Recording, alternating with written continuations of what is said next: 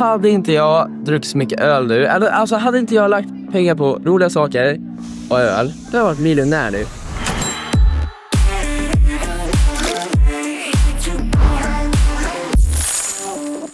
Välkomna tillbaka till veckans avsnitt av Fråga Magda med mig Filippa Flod och experten själv Magdalena Kowalczyk. Vad säger Magda? Ska vi hoppa rakt ner i frågelådan eller? Det tycker jag verkligen. Ja. Här har vi en fråga från Emil. Du säger att man ska spara. Jag har inte råd. Och jag har lite bakgrund på honom då. Han får in 27 000 innan skatt och han har en hyra på 9 000 kronor i månaden. Vad säger du? Så Emil har alltså, när hans räkningar är betalda, inte så mycket pengar kvar att han känner att han kan spara. Då finns det ett par olika saker som jag tänker att Emil kan tänka på. För det första, vi har ju en del saker, när man bor själv i alla fall, som vi inte kommer undan att betala. Men som det finns konkurrens om. Det finns ett stort utbud på marknaden av telefontjänster, av bredbandstjänster, försäkringar, olika sorters abonnemang som vi har. Så man kan ju faktiskt bara lyfta på luren, ringa konkurrerande bolag och säga: hej, jag funderar på att byta. Kan ni ge mig en bättre deal än vad jag har? Jag själv bytte försäkringsbolag precis vid årsskiftet och sparar flera tusenlappar om året nu. Bara genom att byta försäkringsbolag. Jag är fortfarande försäkrad på precis samma sätt, men jag har lite pengar över helt plötsligt. Så mitt tips till Emil är att se över vad är det som går ut? Och sen så konkurrensutsätter du det och ringer och låter andra bolag ragga på dig. Det är det ena. Sen träffade jag några kompisar som hade ett litet annat intressant inspel. Vi kollar på det. Hej allihopa, det är Mattias Helén här. Alltså det är sjukaste, jag pratade precis med Magdalena här. Hon fick mig att inse, hade inte jag druckit så mycket öl nu, alltså hade inte jag lagt pengar på roliga saker och öl, då hade jag varit miljonär nu. Någonting som jag har lärt mig är så här att jag har hamnat i skiten i krediten när jag var yngre och satt mig i dåliga situationer sådär. Men någonting som alltid har varit viktigt för mig är att jag själv ska kunna lösa det på egen hand. Att ta ansvar för de besluten som jag har tagit som kanske inte har gynnat mig tidigare. Ja, nu passar jag på att be dem ge lite klokare reflektioner. Och Klara säger ju vad man alltid bör tänka. Så här. Man kan strula till det, men man reder upp det själv. Men det som Mattias sa efter vårt det var samtal, väldigt kul tycker jag. Det var väldigt, och det var roligt. Men jag tycker att vi ska fördjupa oss lite i det tankesättet. För faktum är, förmodligen så lägger vår vän Emil pengar på små saker i sin vardag. Vanliga saker som man inte tänker på att man köper. Det är så här, en kaffe ute, snus, energidryck, elsparkcykel. Ja, det har jag erfarenhet av. Ja, hur mycket lägger du, tror du? Ja, jag kan inte säga en exakt siffra, men jag kommer ihåg att jag blev väldigt chockad över när jag la ihop det en sommar. Att det var väldigt mycket elsparkcykel där. Alltså vi pratar 100-lappar det gör per månad. Ja, exakt. Så, och det är ju som väldigt vanligt att man ser inte när pengarna försvinner. Men om man nu skulle vara lite strikt mot sig själv och så bestämmer man sig för att nej men vänta nu, jag pausar den här vanan. Jag börjar tänka lite på vad jag gör ett tag och så pausar jag den vanan och så tar jag de pengarna istället och lägger undan. För nu leker vi med tanken att Emil lägger 1200 kronor i månaden på snus och energidryck. Och jag har gjort en liten gallup i mina egna sociala medier och fick svar på allting från 0 kronor på snus och energidryck till 3500 tror jag. Så att folk lägger pengar på det.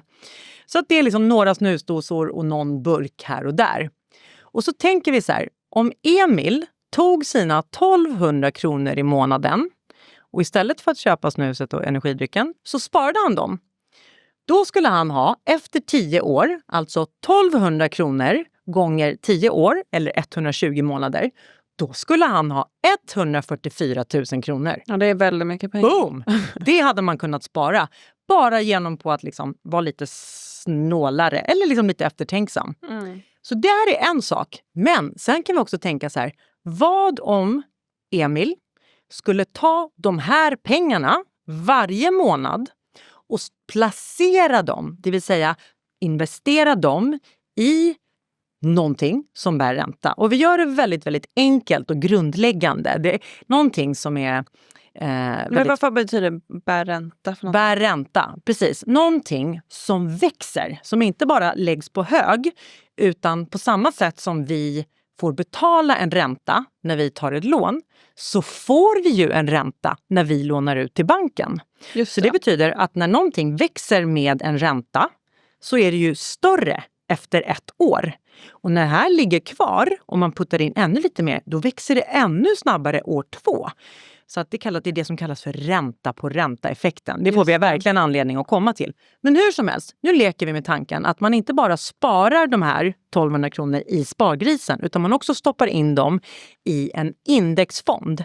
En indexfond kan man säga är, man låter någon annan sprida dina risker. Man låter någon annan köpa in sig på ett sätt som följer marknaden. Man brukar prata om index. Och de fonderna är väldigt billiga. Därför att de är som automatskötta. Det behövs inte så mycket handpåläggning, för man ska bara följa index. Så vi leker med tanke på att man placerar med index till en 0,25% avgift. Man tittar på, för att man måste ändå betala en avgift för att man investerar. Och så leker vi med tanken också på att vi följer indexutvecklingen. Eftersom vi har ju hakat på med vår investering. Så vi får 7% avkastning per år. Okej. Vi bara puttar in alla de pengarna som vi sparar. Då har vi på precis samma investering, efter 10 år har vi istället 205 000 kronor. Så våra pengar har liksom vuxit ännu mer. Det är bara väldigt genom mycket snus och energidryck för 205 000 kronor. Kan vi säga. Och vi bara gjorde vårt avkall på 1200 kronor i månaden. Helt plötsligt har vi efter 10 år 205 000. Och då en liten överkursgrej man kan tänka på här. Det är att man har nyligen infört nya regler för ISK, sådana här investeringssparkonton. Som gör att du behöver inte skatta någonting på de här pengarna. För upp till 300 000 så är det ingen skatt. Toppen! Så titta, bara genom att man stramade till lite varje vecka så har man 200 000 efter 10 år. Och sen tänker vi så här, ja men Emil, fortsätt med det här beteendet. Gör det i 30 år. Hur mycket har Emil snålat in på efter 30 år? Då har han sparat 432 000. Men om man dessutom har puttat in dem i den här superbasala investeringen. Hur mycket har han då efter 30 år? 1,3 miljoner.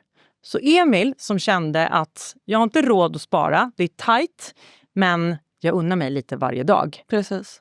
Är miljonär innan han är pensionär. Bara med små förändringar i vardagen. Så snus och energidryck, det kan ju också vara andra grejer. Men det som man har sina små utgifter på kan alltså resultera i 1,3 miljoner snabbt räknat av Magdalena. Exakt. Och det liksom ytterst handlar om Emil och alla som är som Emil. Vad tycker du är viktigast? Är det liksom den osköna känslan av att inte veta hur det blir, men få en snus varje dag? Eller är det bara nice, jag har 1 miljon på kontot och jag har, jag vet inte, ingen stress. Nej. Och kanske lite bättre tandhygien för att man inte snusar, vad vet jag. Nästa fråga. Fler riskerar att hamna hos Kronofogden efter att ränteavdraget slopas. Då är en följdfråga på det. Så de som har fina lån får ränteavdrag. Då ska vi börja bena ut så här, koncepten här. För det första, det är ränteavdraget på blankolån som slopas. Man får fortfarande göra avdrag på ränta för lån som har en underliggande tillgång som fastigheter, värdepapper, vissa fordon. Det finns fortfarande. Och ränteavdraget är ju i praktiken en subvention från staten. Så om jag har räntekostnader på 100 000 kronor ett år, då får jag tillbaka i slutet av det året, då får jag tillbaka 30 000. Jag får göra avdrag helt enkelt. Så det är ett sätt att staten stöttar det faktum att du är skuldsatt. Men staten stöttar alltså bara den sortens skuldsättning där du har en tillgång, och så menar man att vi ska strama åt konsumentkreditmarknaden genom att ta bort den förmånen för alla som har ja, nu använder den här brevskrivaren dåliga lån, men lån som inte har säkerhet. Och i praktiken så blir det ju kanske så att det är människor som har tagit lån för konsumtion eller tagit lån för att överleva lite snabbt som har som störst behov av att få tillbaka de där 30% i slutet av året.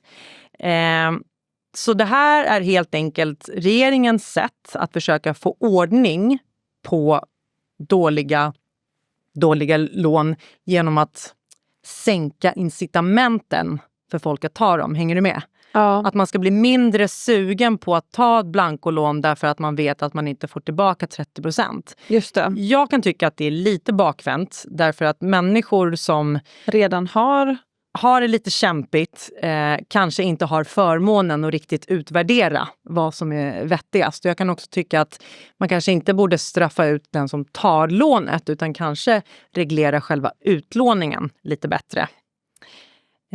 Men det får var och en tycka till om själv. Hänger du med, Filippa? Jag hänger med och jag tänker på en till fråga som vi har fått in. Det är hur kan det vara lagligt att betala 75% i ränta? Jag tänker att det går att hänga på den här frågan som du precis har Verkligen.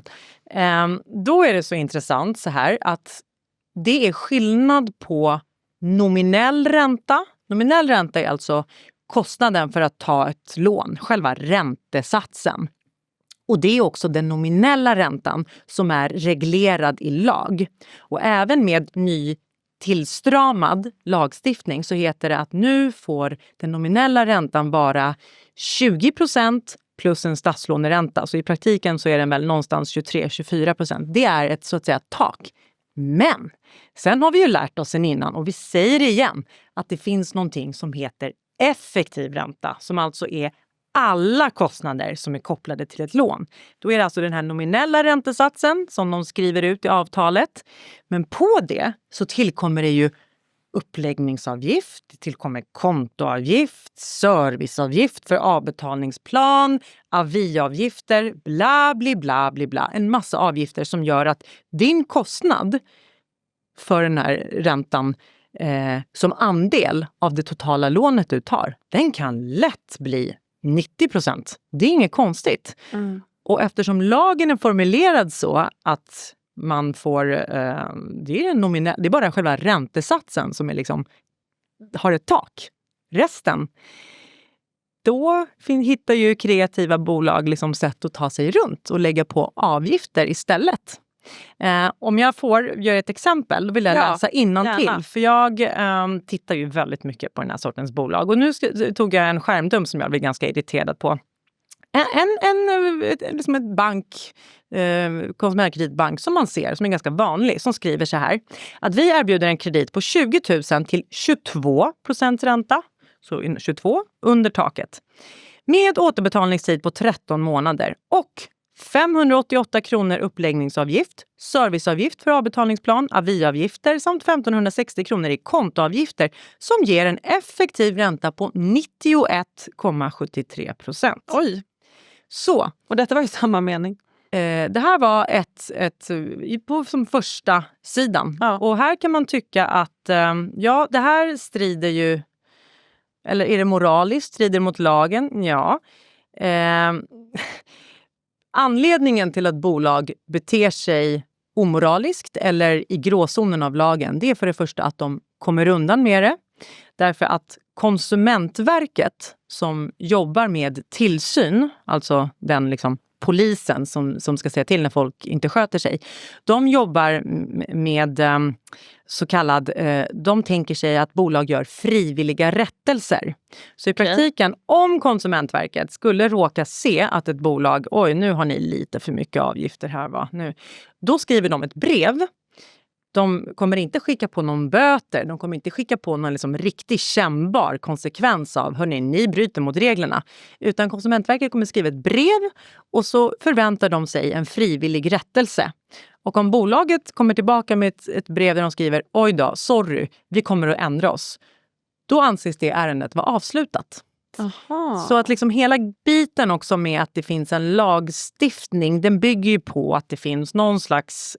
De ser efter att den följs. Faktiskt. Och det här får man jättegärna lyssna mer Ja, om i. Generation skuldsatt. Just precis. Ja, som också finns på EFN. Precis. Ja, men där gräver du ju väldigt mycket mer i det. Om man vill ha en lite djupare analys. Ja. Då hoppar vi till nästa fråga.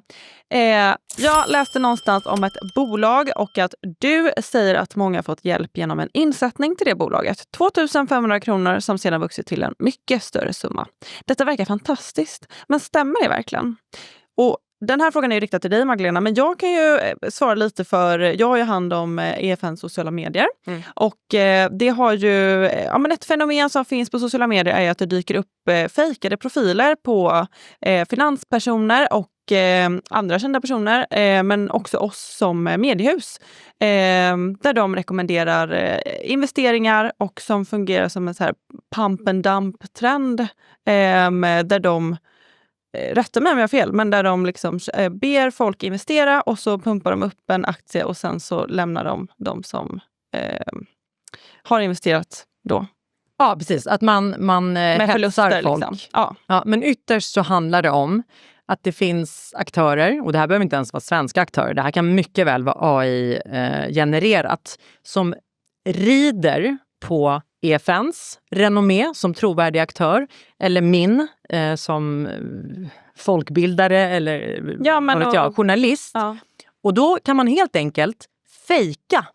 Man kan nu, tack vare AI, jag tycker det är superläskigt, man kan skapa hela fejkade artiklar, fejkade tv-klipp. Man kan ta bilder på mig ur helt andra sammanhang, ur Nyhetsmorgon, och bygga en artikel där jag med liksom en tonalitet som till och med låter som jag eller EFN säga: Magdalena tycker att det här bolaget är verkligen toppen.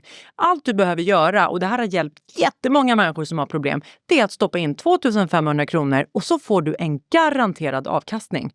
Och jag har fått så många brev om det, där folk har skickat mig skärmdumpar eller länkar som har skrivit så här: det här verkar ju helt fantastiskt, men är det verkligen det känns lite någonting som inte lirar. Och jag är så glad att den här personen och alla andra reflekterar på det sättet, för vi lever i en tid mer än någonsin. Vi har inga kontanter, det finns inga värdetransportrån längre, men med hjälp av AI och det snabba digitala flödet och det faktum att vi är lite disträa och framför allt på ett rent grundläggande mänskligt plan, vi vill hitta snabba lösningar. Ja. Vi är byggda så. Så när det kommer en artikel eller ett rekommendation från någon, det är ett ansikte du känner igen, det är en röst du känner igen som säger: gör det här är garanterat, det här är säkert, jag tycker det är toppen, och så är det lite fake testimonials. Det är väldigt många som går på det. Och allt jag kan säga är, om någonting verkar för bra för att vara sant, så är det i 100% av fallen. Det finns i princip inga säkra investeringar, alltså med garanterad avkastning. Det skulle vara om du stoppar in pengar på ditt eget skattekonto eller på ett liksom fast räntekonto. Det vet vi. Men tänk själv, ett bolag som ger garanterad avkastning. Alltså tänk ett varv, vad är affärsmodellen i det? Och sen kan man göra någonting så enkelt som att faktiskt titta i webbläsaren. Någonting som ser ut att vara en EFN-artikel eller en Aftonbladet-artikel. Det står någonting helt annat i webbläsaren. Så var vaksam och källkritisk och allmänt skeptisk. Och är du osäker, så fråga alltid just mig eller EFN eller den personen som har rekommenderat det här till dig. Det är det allra smartaste att göra. Verkligen. Fråga hellre en gång för mycket än att köpa någonting okritiskt. Verkligen. Och jag kan ju säga att vi på EFN skickar ju inte ut privata DMs med tips om investeringar whatsoever. Så det gör ingen. Nej. För om man ger finansiella råd så tar man betalt för det. Så funkar det. Och annars, om jag sitter på en unik affärsmöjlighet, ja, då kommer inte den vara unik om jag DMar folk om den, eller hur? Det har du helt rätt i. Bra input. Ja.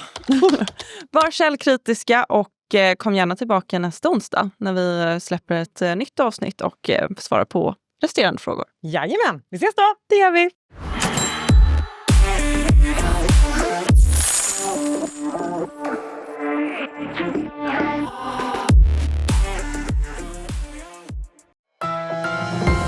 Det här var en produktion från EFN. Ansvarig utgivare Anders Hägerstrand.